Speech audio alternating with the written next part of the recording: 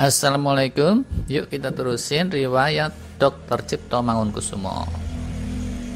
Kemarin sudah kita kisahkan cukup banyak ya. 3 serangkai benar-benar jadi 3 orang buangan sekarang.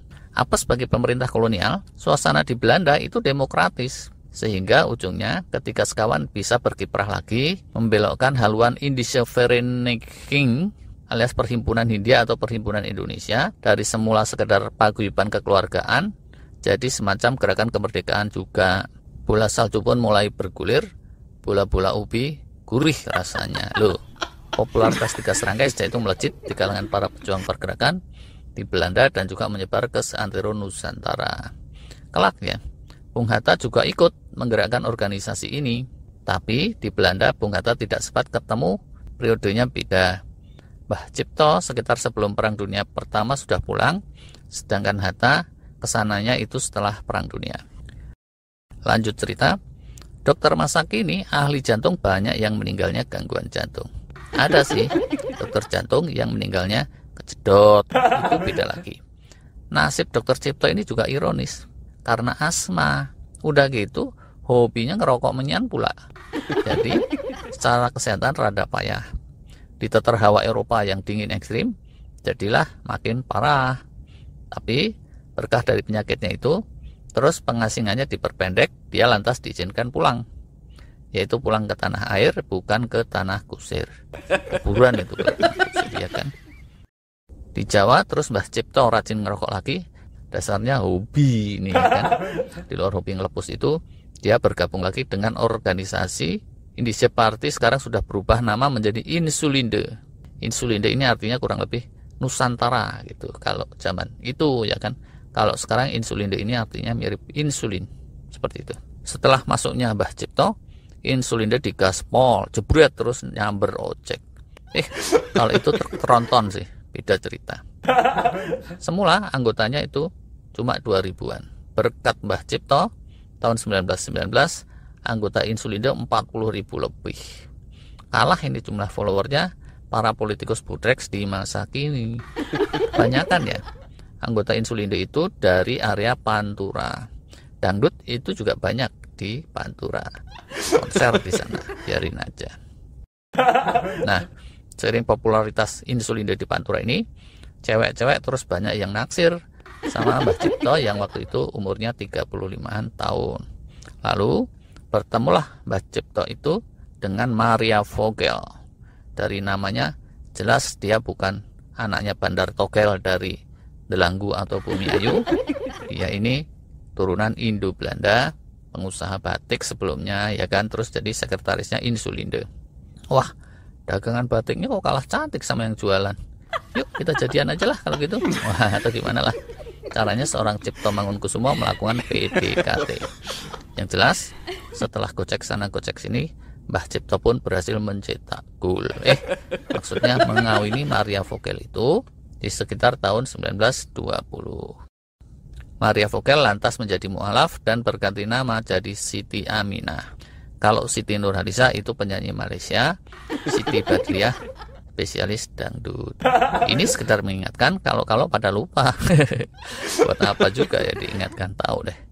Mereka pun lalu membina keluarga, yaitu Dr. Cipto dengan Siti Aminah, bukan dengan Siti Badriah.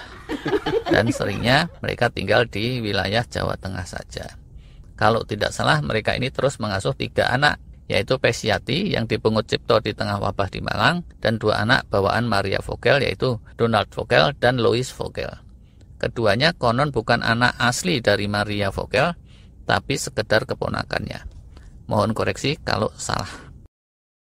Tahun 1918, ketika Douwe Dekker kembali dari Belanda, menjelmalah Insulinde menjadi partai yang condong radikal. Namanya NIP atau National Indische Party, kayak partai PDI gitulah. Habis bubar terus dibentuk lagi jadi PDI Perjuangan.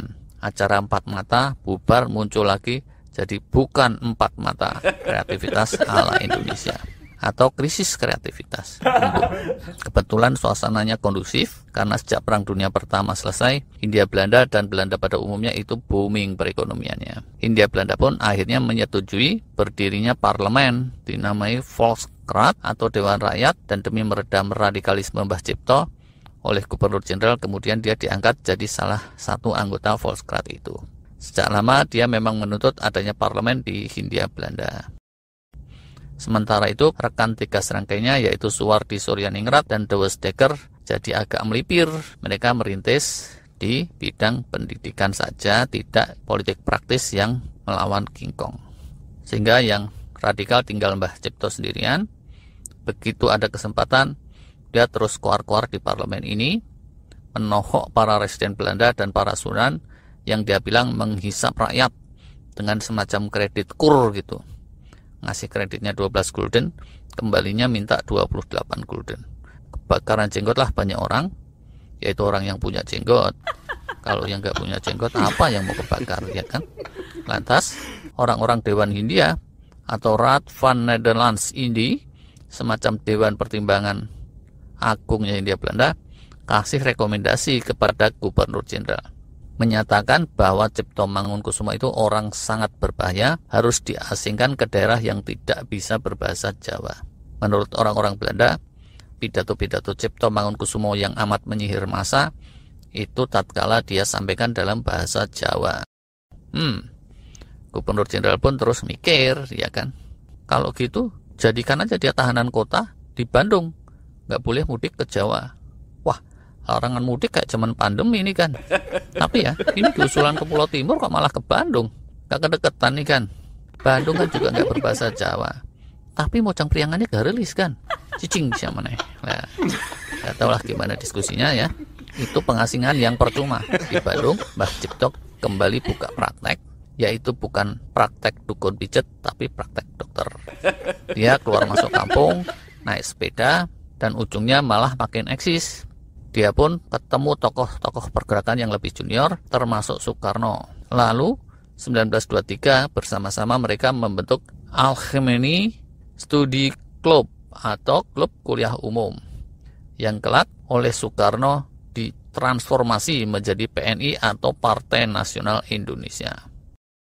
Oleh para pemuda nasionalis, Dr. Cipto ini dianggap sesepuh, sehingga rumahnya rutin dikunjungi oleh orang-orang dari berbagai organisasi pergerakan.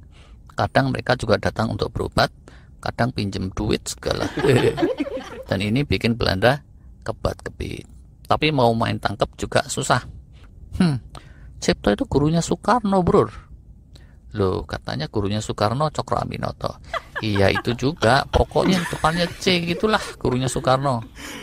Siapa bilang Cecep itu depannya C tapi tukang combro. Cok Cici malah dagangnya cireng. Udah. Jangan obrolin soal kuliner kaki lima. Jadi gimana ini enaknya, bro? Kurang jauh sih ya. Cipto itu dibuangnya malah ke Bandung. Gimana kalau buangnya ke Madura aja? Carok takutnya nanti. Kalau ke Aceh, nanti dia malah belajar tari saman. Kalau ke Jambi, Palembang, tukang empek-empek nanti dia gerakin untuk berontak. Gimana kalau ke Kalimantan Timur? Jangan, ntar dia malah jadi pengusaha minyak. Loh. Popularitas Cipto Mangunkusumo bikin Belanda gerah dan terus cari-cari kesempatan untuk menggencet dia sebisa-bisa. Nanti kita kisahkan pada bagian selanjutnya. Sampai jumpa.